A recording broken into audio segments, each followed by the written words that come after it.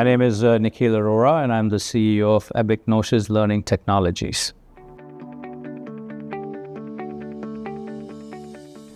Our company is focused on skilling and upskilling 22 million users around the world. Today, Epignosis is in 160 countries, and we serve 22 million users across many, many verticals. And our vision is to really unlock the potential of all employees around the world. How we manage that is, we create products and services which are basically helping employees both getting skilled internally, which is, when employees have to do compliance modules, they have to do different modules by country, which every employer requires the employees to complete certain requirements like discrimination, legal compliance, and then we have external modules which help employees get trained on sales, customer care, and service, and so on. And all this is done through our SaaS product called Talent LMS today. So I was, born and raised in India, and then, I was always an explorer, and which took me to different parts of the world, from Asia Pacific to Europe to North America. And, over time, you start realizing what attributes are important, which resonate well both with your personal guiding principles and professional guiding principles. And when I was looking at this opportunity, Greece, I would be honest, was never on my list of an opportunity I would ever search for. But when I got introduced to the wonderful team of Epignosis and our investors, I came in and spent quite a bit of time before I decided to take the opportunity. And what really made me excited about Greece was one, I think at a personal level, the culture and the ecosystem here. I think from a cultural point of view, there's a lot of a focus on building relationships, nurturing partnerships, and also all the culture of learning. If you look at Greece, and I do draw this analogy with India, there's a lot of focus on science, technology, and philosophy, and I think that creates a great set of attributes for having a successful ecosystem. And then when I looked at the tech ecosystem, it's been quite active in the last, I would say, 5 to 7 years. You have some great companies, coming out of Greece. I think that in 2023 alone, I think there was a funding of over $400 million for this ecosystem, within Greece. And then when I looked at Epignosis and I, met the team, I spent a lot of time with the talent. I was very blown away with the talent which was here available especially in the R&D field, because everybody was passionate about creating something innovative and something big. And so between, connecting the personal side of things and the ecosystem and the company, I was quite excited to make that decision. So where it differentiates from a strength point of view, I would say is that there is a lot of good tech talent in the country, perhaps at a lot more better, I would say, economics compared to the rest of the world. So you have high quality and better economics. I think where the challenge is more on the quantity side, because it's, the country's population is what it is. And so as the demands of that talent is getting bigger and bigger, I think that is where the challenge comes is, how do you create more and more kind of talented people in the country with the population being what it is, right? And that's where some of the other incentives and initiatives being now run by the government and Endeavor Greece and some of the other organizations are quite active. It's a tough environment. If you look at the macroeconomic factors, there are a lot of headwinds politically, geographically, and then economically. And so I don't look at the funding amount as a leading indicator of perhaps whether the ecosystem is growing or not. I've been through the ecosystem growth of India, which went from really a very basic level to kind of flying through the roof in the last 5 years. And I've seen, the kind of the good things and the bad things, right? The good things are, as the ecosystem is growing, a lot of kind of focus comes on the country and the ecosystem, and it starts drawing a lot of attention from foreign investors, which is a good thing.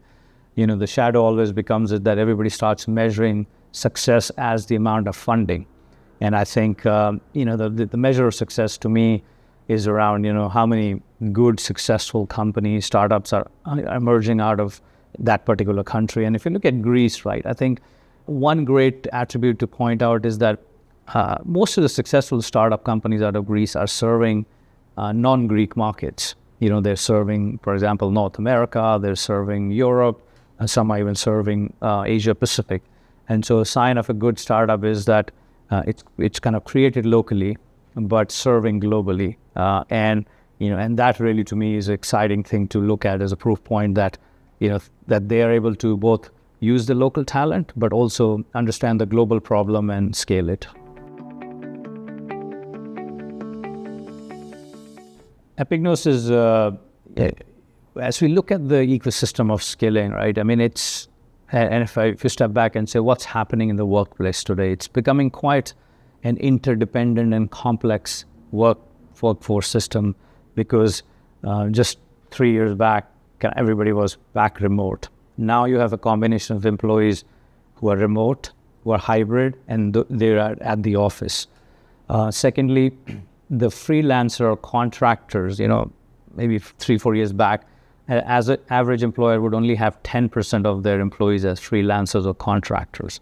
That number is now 30%, right? So from an employer point of view, they're managing a different level of complexity that not all employees are full-time employees, they're contractor or freelancer. And then when you look at what AI is doing, World Economic Forum predicts that 50 million workers will need to be reskilled by 2025, and there'll be shortage of over 100 million skilled workers in the next 3 to 5 years.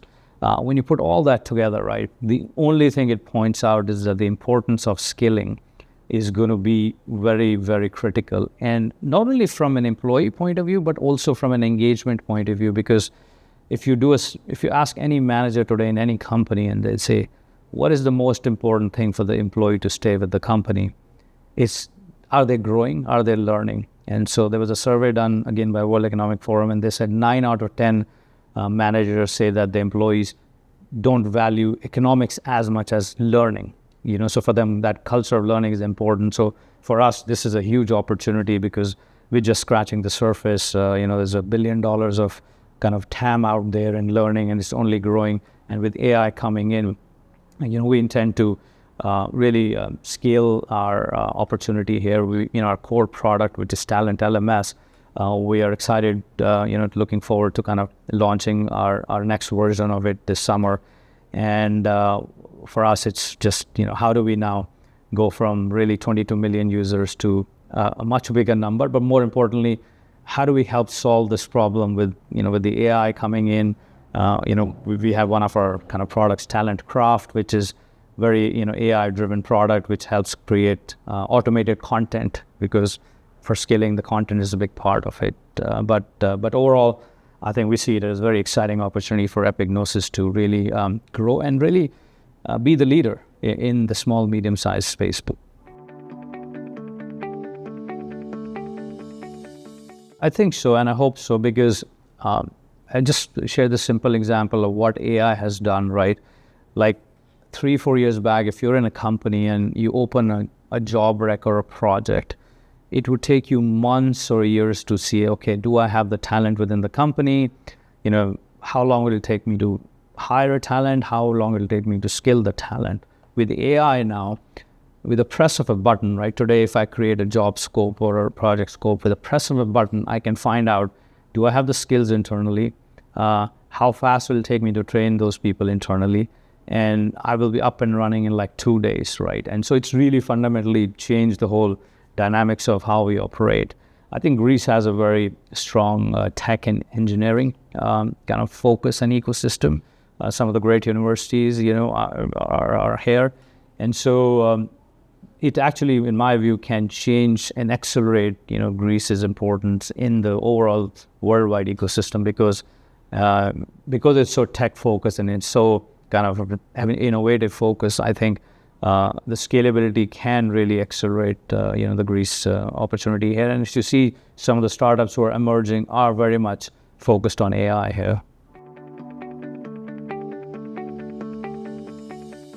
I'm a big student of philosophy, and I think what philosophy does provide is you some good guiding principles of life, because it just helps you understand how some of the, between Greece and India, I talk about it, right? The most ancient civilizations of the world are Greece and India, and both have such deep-rooted philosophies. And if you just look at, Greece philosophy here and the philosophers who have been here, right? There's just so much depth of learning, which you pick up a book and you read about that, they will be still relevant, right? They haven't changed. And I think that really helps you kind of stay grounded, as a company, as an employee, as an employer, because ultimately you can get caught up in this, world of crazy things. So I think if philosophy is very much embedded in the culture, which it is here, it provides a good true north on both your personal and professional life. And also, it's something to be proud of, right? I mean, because that's the history, that's the culture, and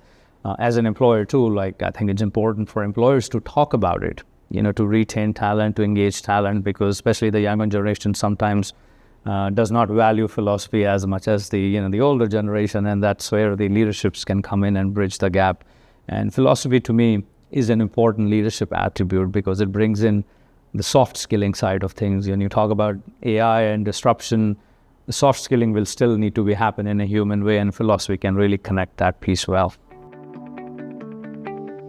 So it's hard to predict what will be in 10 years, but what I can say is that, if you look at the proof points now and what's been happening around the world, right? And one is look at talent.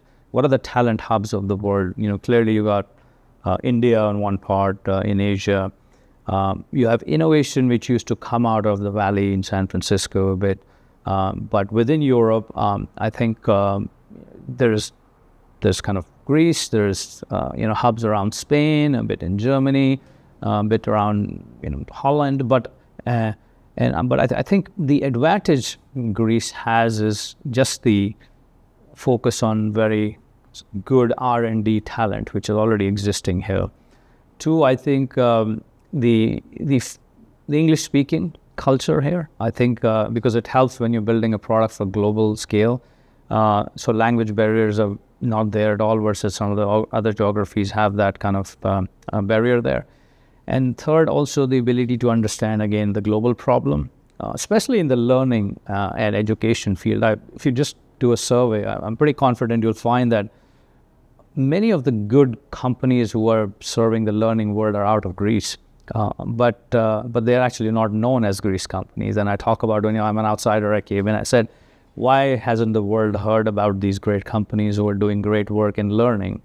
But you would never know they are kind of Greek companies. So I think in certain segments there's an opportunity quite big, and so I think the key thing is how does the country keep up pace with the talent demand?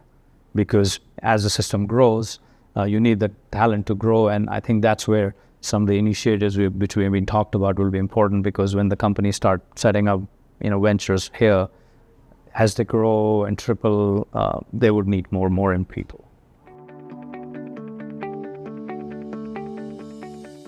Greece can literally mirror what happened in India, as a growth. Because if you look at India, maybe 10, 12 years back, other than the population, of course, because India has a large population, that's a kind of a comparison you cannot win. But other than that, the similarities are very much like a very strong academic focus early on, which produces great talent, which is engineering.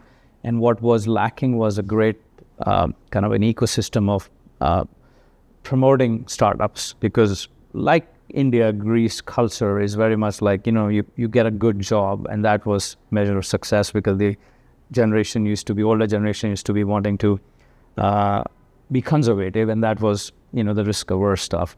And that changed in India, where everybody started encouraging, no, be an entrepreneur, follow your dream. And that certainly, took the trajectory from, nothing to like really crazy numbers. And I think Greece is just about there now. And I think encouraging failures, because that was, when I was in India, I remember encouraging failure was always it was almost a blockage, right? People didn't want to, hey, I'm going to start, I'm going to fail. What is the society going to tell me? And I think once that changed, then it's actually a badge of honor that you're going to become an entrepreneur. And if you fail, it's actually, you had more courage to try than going, the traditional route. I think the more that gets rooted and the more celebrations of failures being talked about, right? And as you're thinking about the report also, while we're going to talk about successes, I think it's important to call out failures in a very celebratory way, because all you're doing is encouraging people to say, follow your passion.